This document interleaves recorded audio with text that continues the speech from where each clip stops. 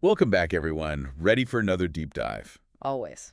Okay, so this time we're heading to 1960s Texas. Oh, okay. Yeah, to a town called McAllen. Hmm. And our source material for this one Yeah. is an article from Investor. It's all about Uh-huh. the murder of Irene Goddessa. Wow. Okay. Now, I know what you're thinking, another murder mystery, Right. but trust me, the details of this one Yeah. are Yeah. seriously going to stay with you. Okay, I'm intrigued. What makes it so different? It goes way beyond just a simple crime. You know, Yeah. it gets into like the unraveling of trust Right. and abuse of power and this whole struggle for justice Wow. in a community where faith was like everything. I see. Yeah, that adds another layer to it. Exactly. And that's what we're going to be exploring today. Okay. So this wasn't just any murder. Mm. This happened inside a church, Oh, wow. Sacred Heart Church, to be exact. Excited church. Okay. And at the center of it all Yeah. is the church's priest, John Fighton. Really? That's Exactly. Yeah. unexpected. Okay, so to understand what went down, we got to kind of set the scene first. Okay. Yeah. Picture small town Texas. Yeah. Deeply religious Yes. church. It was like the heart and soul of the community. Right. Right. Sunday Mass, it was the social event of the week. Mm. And the priest, well, he was practically a rock star. I can imagine. Yeah. So in a place like that, can you imagine the trust people put in their priest? Oh, yeah. Absolutely. Like a pillar of the community. Yeah. More than just a religious leader. Right. Like he was a counselor, Yeah. a confidant, Right. a moral compass for the whole town. Definitely. Now, enter Irene Goddessa. Okay. She was like this pillar of the community, Mm-hmm. known for her kindness, her deep devotion. Sounds like a lovely person. She was. Yeah. And it was that very faith that led her to Sacred Heart Church Okay.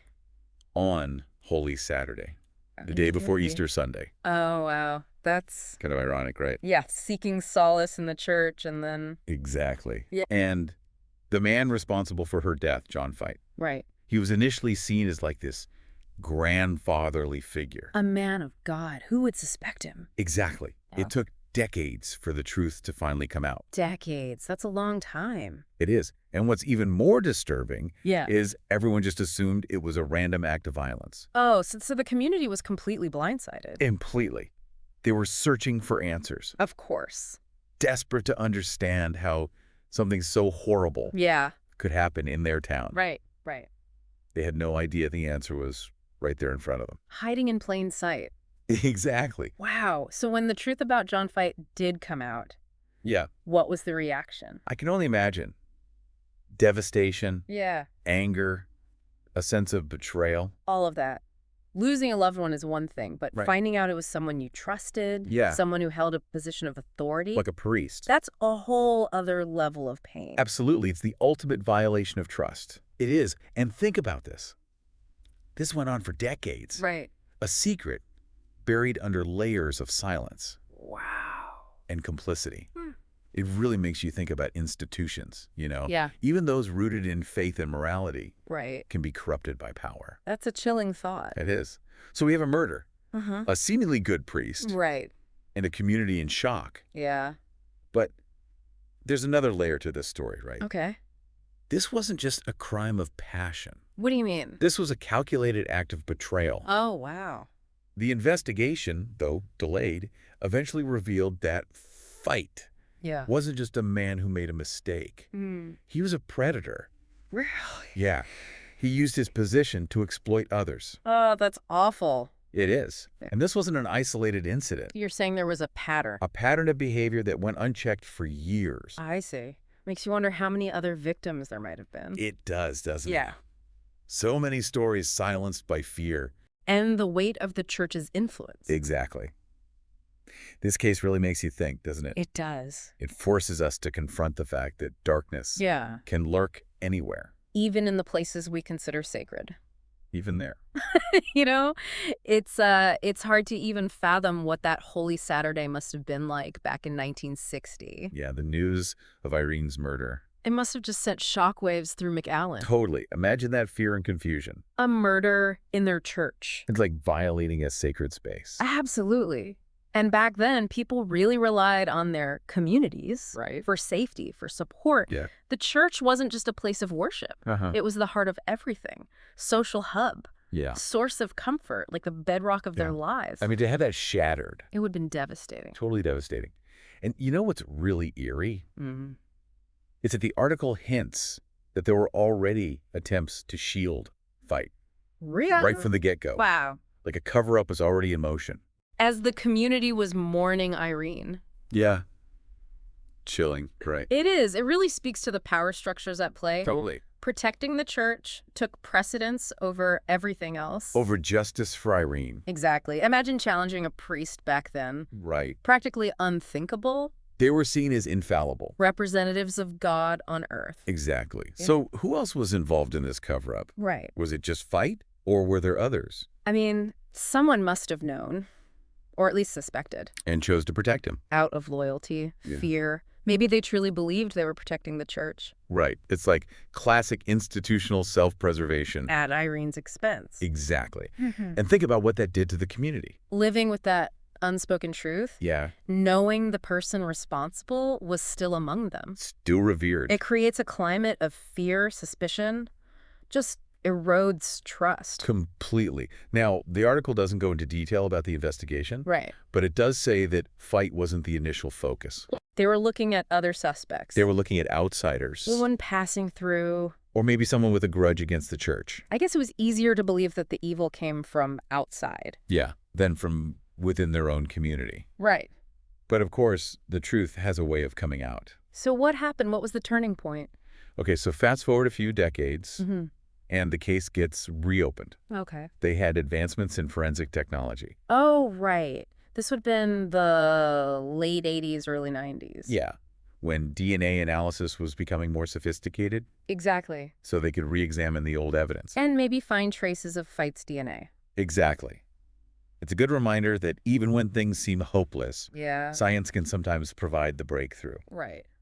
But it wasn't just technology, was it? No. It took human courage, too, People willing to come forward. to challenge the status quo. Even if it meant risking their own reputations. Absolutely. And the article mentions that witnesses did finally come forward. Wow. After all those years. Yeah. People who had stayed silent out of fear. Or maybe loyalty. It must have taken so much bravery to speak out against a priest, Especially in a community like McAllen, where faith was everything. those individuals are the unsung heroes, They really are. putting truth and justice above everything else. Their courage led to Fight's conviction. But even then, Yeah. is there really closure after all that? It's complicated, right? I mean, there's relief. Of course. The perpetrators finally held accountable. Yeah. But there's also the realization of the damage that was done. Right. The lives that were altered, the trust that was broken. And the community itself had to grapple with that fallout. Right. How do you rebuild trust when the very foundation of your belief system is shaken? It's a huge question. Hmm. And it's a reminder that institutions are made up of people. And people are fallible. No matter how noble the mission, human weakness can corrupt. It's a sobering thought. It is. Yeah. So we've talked about the crime, the cover-up, the truth coming out. But what about the bigger picture? What lessons can we learn from this? Right. What can we do to make sure Irene's story isn't just another forgotten tragedy? We've really dug deep into this story, Yeah. uncovering all the layers of deceit and betrayal Right. that ultimately led to Irene's death. Uh-huh. And then that cover-up that hid the truth for so long, decades. Yeah. But as we wrap up, Yeah. I just keep coming back to this question. Yeah. What now? What now? Yeah, like what lasting impact did this case have, not just on McAllen, Right. but on how we view trust and accountability? Especially within institutions like the church. Exactly. It's a question that goes way beyond this one case, you know? It does. Irene's story is like this stark reminder that power, especially unchecked power, can be so corrupting. It's true. And institutions, no matter how good their intentions are, Mm-hmm. they can end up prioritizing self-preservation Over everything else. over truth, over justice. It's Yeah. like that saying, right? Which one? Power tends to corrupt, and absolute power corrupts absolutely. Right, right. But then how do we guard against that as individuals, as Yeah. a society? Well, I think it starts by acknowledging that no institution is perfect. Mm, We can't just blindly trust because of a title or position. right. We need to be critical thinkers, Yeah. question authority, demand transparency. I like that. Now, the article mentions that Feight's conviction brought some justice to McAllen. Yeah. But can a guilty verdict really heal those wounds? I mean, justice is a huge step. Of course. But it's just the beginning of a much longer process. Yeah. For McAllen, it meant confronting this really painful truth. Yeah. That their trust had been broken, that their safe haven, their church, had been violated. And their faith had been used against them. Exactly. Yeah. And for Irene's family and friends, yeah, I mean, the pain must have been amplified by all those years of not knowing. The unanswered questions, the false leads. It's agonizing. Can you ever truly find closure after something like that? It's hard to say. Closure is so personal. And it's different for everyone. For some, maybe justice brings a sense of peace. Like a balance has been restored. But for others, yeah, the wounds might never fully heal. It makes you really look inward, doesn't it? Yeah. Not just at institutions, but at ourselves. Our own judgments, our own willingness to just accept things. And maybe even our own part in allowing these systems to continue. It's about developing that healthy skepticism. Right. Recognizing that blind faith can be dangerous. In anyone or anything. Exactly. We need to be willing to ask the tough questions. Yeah. Challenge those in power and stand up for those who can't. So what can we actually do to prevent this from happening again? Well, we need to create environments where people feel safe speaking up. Right, where they're not afraid to come forward. Exactly. Where whistleblowers are protected. And where accountability is non-negotiable. Institutions need clear codes of conduct, ways to report wrongdoing. Checks and balances, right? Yeah. So that power isn't concentrated in the hands of just a few. Exactly. It's also about education. Yeah, right. Huge. We need to teach our kids to be critical thinkers. To recognize those signs of abuse. Yeah. To know they have a voice. To understand they have the right to speak up when something's not right. To trust their gut. Exactly. You know, as tragic as Irene's story is, it can be a force for good. It reminds us to never be complacent. Right. To always be vigilant, protecting the vulnerable. And to create a world where this kind of injustice becomes less and less likely. Well said. And it highlights just how powerful the truth is. Even when it's buried under all that deceit. It finds a way. It does. But it takes courage. And persistence. Commitment to justice. Absolutely. Well, this deep dive has been heavy. Yeah. But so important. It reminds us of the good and bad in humanity. The fragility of trust. And how crucial accountability is. But it also gives us hope. It does.